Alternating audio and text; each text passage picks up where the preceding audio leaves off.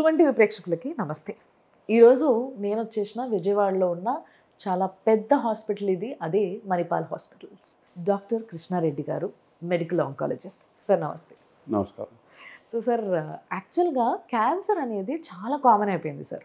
ఇంతకుముందు ఏమన్నా వ్యాధులు అని అంటే మెట్రో సిటీస్లో ఉన్న వాళ్ళకి వచ్చేవి, ఊర్లలో ఉన్న వాళ్ళు హెల్దీగా ఉంటారు, హెల్దీగా తింటారు, పొల్యూటెడ్ ఎయిర్ పీల్చరు, పొల్యూటెడ్ వాటర్ తీసుకోరు, కాబట్టి వాళ్ళకి కొంచెం వ్యాధులు తక్కువగా వచ్చేవి అని అనుకునే వాళ్ళం. బట్ ఇప్పుడు అట్లా లేదు. ఇక్కడి నుంచి కొంత దూరం వెళ్తే చిన్న చిన్న మారుమూల ఊళ్ళల్లో కూడా we find cancer patients today. అలాంటి ఒక పరిస్థితిలో మనం ఉన్నాం. అసలు ఫస్ట్ ఆఫ్ ఆల్ క్యాన్సర్కి ఇంతగా ఒక డయాస్ ఎందుకు దొరికింది సార్ మనుషుల్లో? క్యాన్సర్ ఇలా రావటానికి రకరకాల కారణాలు ఉంటాయి. మెయిన్గా ఏంటంటే జీవనశైలిలో మార్పులు, లైఫ్ స్టైల్, తినే ఆహారం కానీ, పీల్చే గాలి కానీ, తాగే నీళ్ళు కానీ అన్నీ కలుషితం అయిపోయి ఉన్నాయి. సో వీటితో పాటు మన స్లీపింగ్ ప్యాటర్న్ మారిపోయింది, మనకి శారీరక శ్రమ తగ్గింది, ఊబకాయం పెరిగింది. సో ఇవన్నీ చాలా ఫ్యాక్టర్స్ ఉంటాయి పుట్ టుగెదర్. వీటన్నిటితో పాటు అలవాట్లు, హెరిడిటరీ, వంశపారంపర్యంగా. సో మీరు స్థూలంగా చూసుకుంటే ఒక 30-35% ఆఫ్ క్యాన్సర్స్ని ఒక కారణంతో వచ్చిందని చెప్పొచ్చు. అంటే సే లైక్ మన అలవాట్లు, స్మోకింగ్, ఆల్కహాల్, ఇట్లాంటి వాటి వల్ల క్యాన్సర్స్ వస్తాయని చెప్పొచ్చు. ఓకే. రెస్ట్ ఆఫ్ ద పీపుల్లో ఎందుకు క్యాన్సర్ వస్తుంది ఏంటి అన్నది మనం ఖచ్చితంగా చెప్పలేం. ఓకే. ఓన్లీ 1/3 ఆఫ్ పీపుల్లో ఎస్ ఖచ్చితంగా ఈ పలానా కారణం వల్ల వచ్చింది అని చెప్పడానికి అవకాశం. అరౌండ్ 5-10% ఆఫ్ క్యాన్సర్స్ వంశపారంపర్యంగా వచ్చే అవకాశం. మనం ఒక కారణం వల్ల పెరుగుతుంది అని అనుకోవటం కన్నా కూడా మల్టిపుల్ ఫ్యాక్టర్స్ ఇక్కడ ప్లే చేస్తున్నాయి ఈ క్యాన్సర్ ఇన్సిడెన్స్ పెరగటానికి. సో మీకు ఉదాహరణకి, మీరు ఇంతకుముందు పల్లెటూర్లలో తక్కువ క్యాన్సర్స్, పట్టణాల్లో ఎక్కువ క్యాన్సర్స్ ఉంటాయని అనుకునే వాళ్ళం, కానీ ఇప్పుడు అన్ని చోట్ల ఉన్నాయి అని అనేది ఒక మాట అన్నారు. నేను మీకు ఇప్పుడు 2 దేశాల మధ్య కంపారిజన్ పెట్టుకుంటే, మీరు అమెరికా తీసుకోండి. సో అమెరికాలో మీకు ప్రతి లక్షకి ఒక 450 నుంచి 500 మంది ఒక సంవత్సరంలో క్యాన్సర్ బారిన పడతారు. బట్ మనకి ఇండియాకి వచ్చేవరకల్లా అది 100/100,000 పాపులేషన్. అంటే 1,00,000 జనాభాకి ఒక 100 మంది క్యాన్సర్ బారిన పడతారు ఇన్ ఏ గివెన్ ఇయర్. ఇప్పుడు స్లోగా మన దగ్గర కూడా ఎందుకు మారిపోతుంది, ఎందుకు ఈ సంఖ్య పెరుగుతుంది అంటే ఈ అన్నీ చూడాల్సి ఉంటుంది. మనం మల్టిపుల్ యాంగిల్స్లో చూస్తే, ఫస్ట్ ఉదాహరణకి breast cancer, late marriages, career oriented things వల్ల అయితేనేమి, వేరే కారణాలు అయితేనేమి, లేట్ మ్యారేజెస్ అనేది ఒక కంట్రిబ్యూటరీ ఫ్యాక్టర్ అవుతా ఉంది. అండ్ ఆల్సో సర్వైకల్ క్యాన్సర్ చాలా ఎక్కువ అయిపోయినాయి సార్. అసలు ఇంతకుముందు వినేదే కాదు అసలు ఈ మాట. అంటే I will differ with you. Cervical cancers incidence ఏమో తగ్గుతూ ఉంది రిలేటివ్గా, but not in absolute terms. Still దాని ఇన్సిడెన్స్ ఇంకా ఎక్కువగానే ఉంది. బ్రెస్ట్ క్యాన్సర్ ఇన్సిడెన్స్ పెరుగుతుంది. మీరు ఒక 15-20 సంవత్సరాల వెనక్కి వెళ్ళారనుకోండి, సర్వైకల్ క్యాన్సర్ అమాంగ్ ఉమెన్, మహిళల్లో అధికంగా సర్వైకల్ క్యాన్సర్ ఎక్కువగా ఉండేది. ఇప్పుడు అది సెకండ్ ప్లేస్కి వెళ్ళిపోయింది. సో బ్రెస్ట్ క్యాన్సర్ ఫస్ట్ ప్లేస్కి వచ్చేది. సో బ్రెస్ట్ క్యాన్సర్ ఫస్ట్ ప్లేస్లో ఉంది అమాంగ్ ఉమెన్. అంటే మహిళల్లో అత్యధికంగా వచ్చే క్యాన్సర్స్ ఈ 2.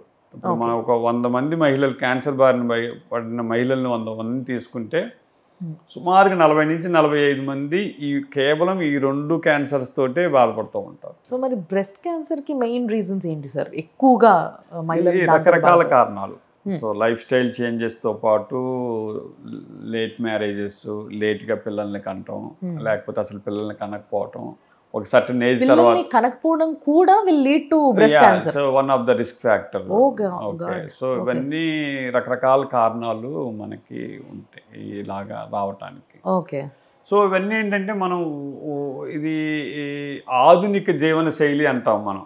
ఇప్పుడు మనం ఆధునిక జీవన శైలిలో ఇవన్నీ వస్తాయి. నాట్ ఓన్లీ కెరియర్ ఓరియంటెడ్గా ఉండటం, లేట్ మ్యారేజెస్, లేట్గా పిల్లలు ఉండటం, బ్రెస్ట్ ఫీడింగ్ చేయకపోవటంతో పాటు మిగతా అలవాట్లు కూడా మారిపోతూ ఉంటాయి. అంటే ఉదాహరణకి మనం ఆహారం తినే ప్యాటర్న్స్ మారిపోతున్నాయి. మీకు పాత రోజుల్లో అన్నీ దంచుకొని చేసి ఆహారం తినేవాళ్ళం.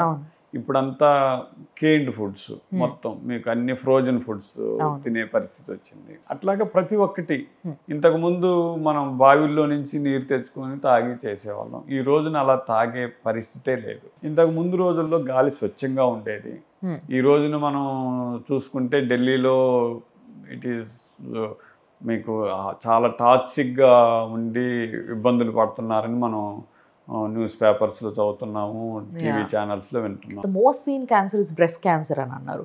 సో ఈ క్యాన్సర్ని ముందుగానే ఇనిషియల్ స్టేజెస్లో ఆడవాళ్ళు తెలుసుకోవాలంటే ఎలాంటి టెస్టులు చేయించుకోవాలి, ఎలాంటి జాగ్రత్తలు తీసుకోవాలి?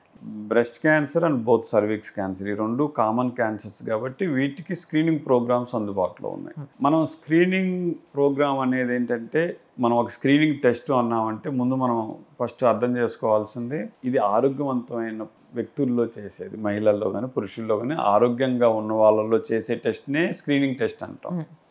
వన్స్ మనకి జబ్బు పడ్డ తర్వాత చేసే టెస్టులు వాళ్ళు పేషెంట్ అవుతారు. సో ఆ టెస్టులు వాటిని మనం పిలిచే విధానమే వేరుగా ఉంటుంది. సో ఈ స్క్రీనింగ్ టెస్టుల ముఖ్య ఉద్దేశం ఏంటంటే ఇవి అందరికీ అందుబాటులో ఉండాలి. ముఖ్యంగా మణిపాల్ హాస్పిటల్స్లో అన్నీ ఉన్నాయి. అన్నీ ఉన్నాయి. అంటే ఈ స్క్రీనింగ్ టెస్ట్ ఇక్కడే కాదు, అన్ని చోట్ల అందుబాటులో ఉండే టెస్ట్లు ఈ బ్రెస్ట్ సర్విక్స్ చూసుకుంటే. సో ఇవి సింపుల్ టెస్ట్, అందుబాటులో ఉండే టెస్ట్.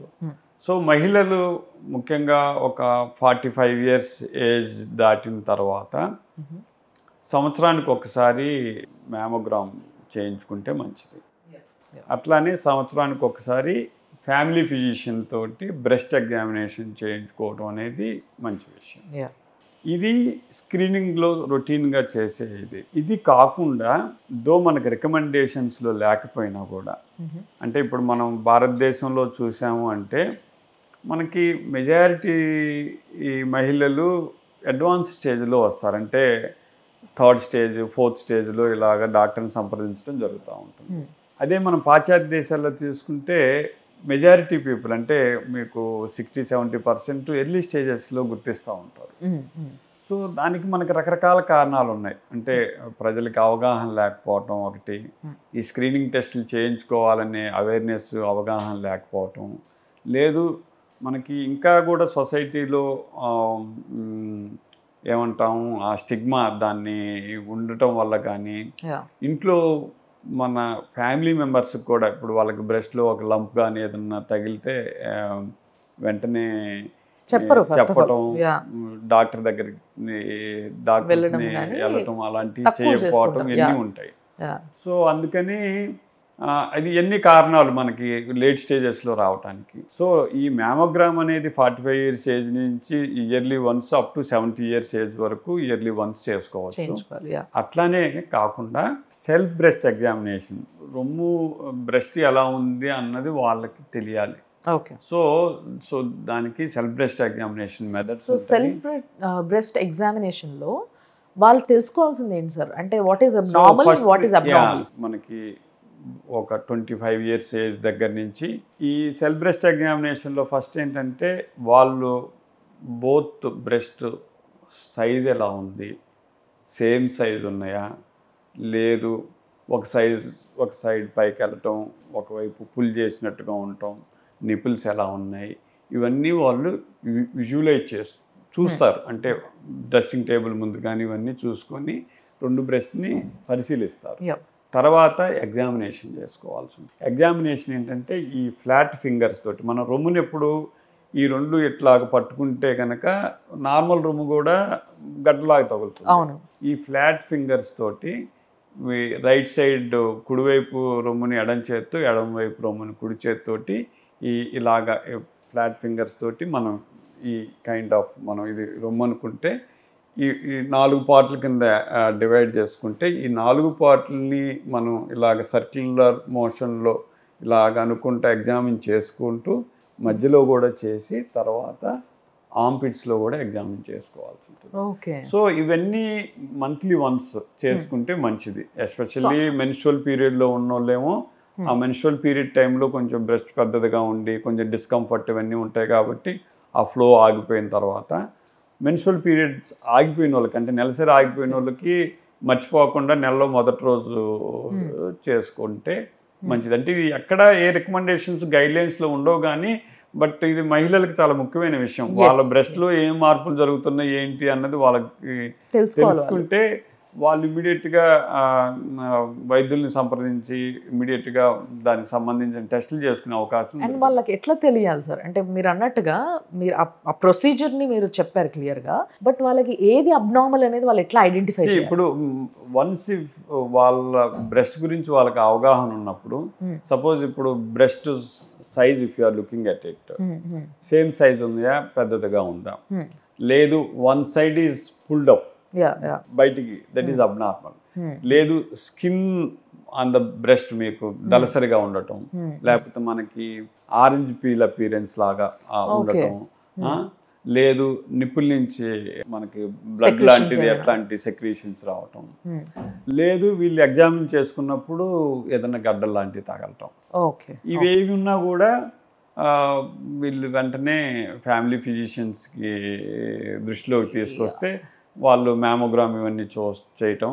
ఇన్ కేస్ వాళ్ళు కూడా దాన్ని సస్పీషియస్గా ఉండి క్యాన్సర్ లాగా అనిపిస్తే then rest of the things oncologist దగ్గరికి వెళ్తారు. ఇంకా అక్కడి నుంచి బయాప్సీ టెస్ట్, స్టేజింగ్ టెస్ట్లు ఇవన్నీ వాళ్ళు టేకప్ చేస్తారు అక్కడి నుంచి. సో ఇది ముఖ్యంగా ఏంటంటే ఇది కామన్గా వచ్చే జబ్బు, but at the same time మనకి స్క్రీనింగ్ టెస్ట్లు కూడా చాలా సింపుల్ స్క్రీనింగ్ టెస్ట్ అందరికీ అందుబాటులో ఉండేది. ఐ థింక్ అందరూ ఒక వయసు కనీసం 45 years ఏజ్ వచ్చిన దగ్గర నుంచి సంవత్సరానికి ఒకసారి చేసుకోవటం మంచిది.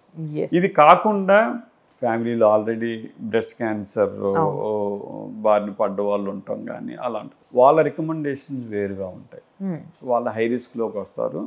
సో అట్లాగా ఫ్యామిలీ హిస్టరీ ఉన్నోళ్ళు కానీ, ఒకే సైడ్ ఫ్యామిలీలో మోర్ దాన్ 1 personకి కానీ అలాగా క్యాన్సర్ ఉండటం, లేదా బ్రెస్ట్ ఓవరీ క్యాన్సర్ ఇలా కలిసి ఉండటం, ఇట్లా ఉన్నోళ్ళు ఇమీడియట్గా డాక్టర్ కలిస్తే వాళ్ళకి తగ్గట్టుగా వాళ్ళు స్క్రీనింగ్ గైడ్లైన్స్ మారిపోతాయి. Thanks for that. Thanks a lot. Very important and తప్పకుండా చూడాల్సిన వీడియో ఇది. చాలామంది మదర్స్ చూడాల్సిన వీడియో అనేది నా ఉద్దేశం. ఎందుకంటే వాళ్ళ పిల్లలకి మీరు నేర్పియాల్సింది ఇది. సో ఒకసారి ఇద్దరు కూర్చొని వీడియో చూస్తే you both can discuss. It is easy to discuss after watching this video and please do it. ఎందుకంటే సార్ చెప్పినట్టుగా మన దేశం బ్రెస్ట్ క్యాన్సర్లో ఫస్ట్ ఉంది అని అంటే భయం వేస్తుంది నిజంగా. కాబట్టి ఆ భయాన్ని పోగొట్టుకొని ఫస్ట్ ఇలాంటివన్నిటినీ కూడా మనం ముందు జాగ్రత్తగా చూసుకుంటే వీటిని అవాయిడ్ చేసి we can get that rank down అన్నట్టు అది. సో చూస్తూనే ఉండండి సుమన్ టీవీ.